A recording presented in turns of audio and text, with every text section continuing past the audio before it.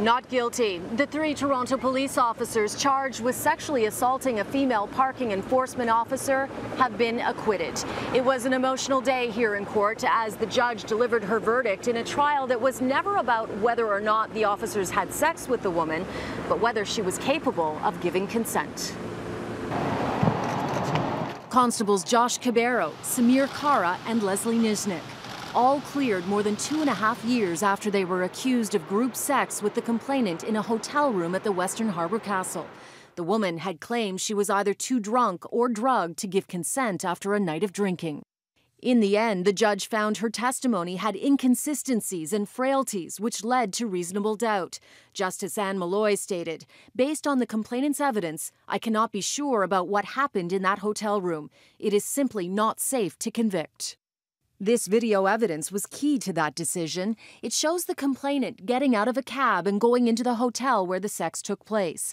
On the stand, the woman had testified she felt unwell in the taxi and had a sudden intense headache and couldn't follow conversation. In her ruling, the judge noted the video paints a different picture, that she got out of the cab easily and was laughing and chatting with 2 of the defendants. After the verdict was delivered, the officers hugged each other. Their supporters were crying. Only Constable Leslie Nizhnik took the stand in his own defense. His testimony was very different than the complainant's, claiming not only did she agree to the group sex, she initiated it, but the judge acknowledged she didn't necessarily believe everything he had to say. "There are certainly aspects of Mr. Nizhnik's testimony that I did not find convincing. I agree that his evidence appeared to be scripted or rehearsed." Nizhnik's lawyer spoke briefly after the verdict. The judge said she didn't necessarily believe Mr. Nizhnik. She said she didn't disbelieve him either. It is a trial no one is walking away from unscathed. Not the complainant, nor the officers who have had their reputations tarnished.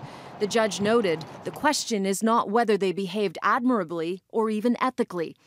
But their moral character has certainly been in question after testimony revealed a night that included lots of boozing, strippers, and talk of hiring a prostitute. And the Toronto police investigation was also flawed, with key video evidence not collected on time and forever lost. None of the officers spoke as they left court. They have all been on suspension with pay since the allegations came to light. He looks forward to finally getting his life back, as does his family, and it goes without saying, he looks forward to finally being able to get back to work. So, what's next for the 3 officers now? Well, the Professional Standards Unit, known as Internal Affairs, has concluded its investigation into their conduct and determined no charges will be laid under the Police Services Act. So, now it's up to Police Chief Mark Saunders to review their suspensions, and unless the Crown appeals, it seems very likely that those officers will be back on the job soon.